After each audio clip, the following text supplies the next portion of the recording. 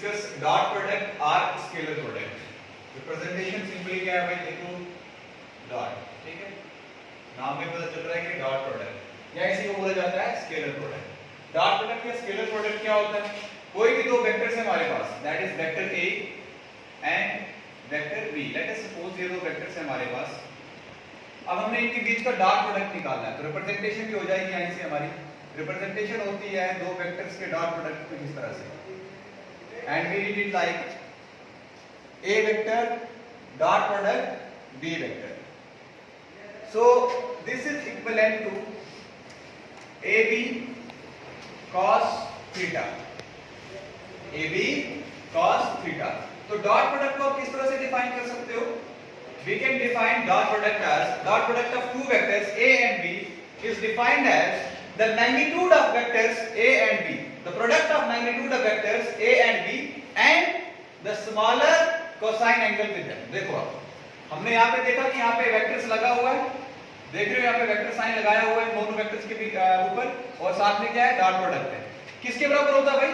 आगे आपको दिख रहा है कि हमने वेक्टर्स को हटा दिया।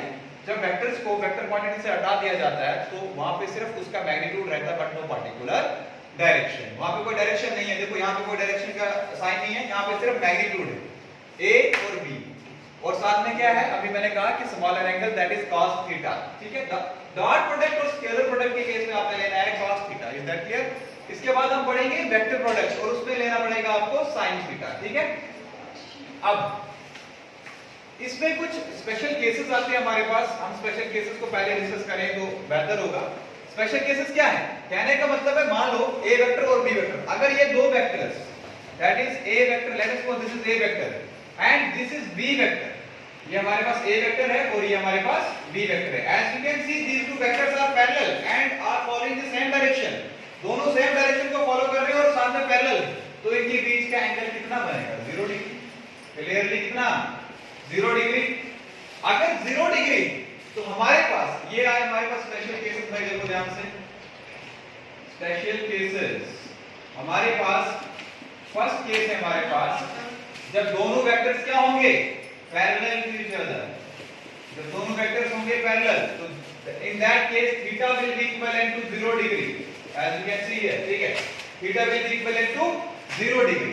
तो यहां पे इसमें पुट कर दो ये वैल्यू, डॉट प्रोडक्ट किसके बराबर आएगा?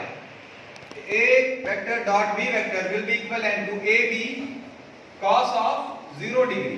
तो cos 0 कितना होता है? cos 0 की वैल्यू होती है 1। कितनी?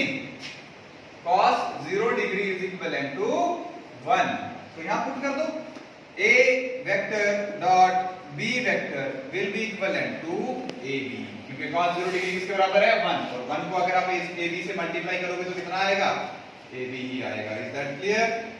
अब ये आ गया पहला केस। दूसरा केस है हमारे पास जब दो वेक्टर्स एंटी पैरेलल होंगे। एंटी पैरेलल कहने का मतलब क्या है भाई? एक वेक्टर इस तरफ, दूसरा वेक्टर इस तरफ, ठीक है। Clearly you can see here the angle will be 180 degree. How much? 180 degree. Second case आ गया हमारे पास एंटी पैरेलल का। कितना कि कौन सा केस? Anti parallel. जब दोनों वेक्टर्स एक दूसरे के एंटी पैरेलल होंगे, कहने का मतलब है इनकी डायरेक्शन विल बी अपोजिट, ठीक है। तो in that case theta will be equivalent to 180 degree. How much? 180.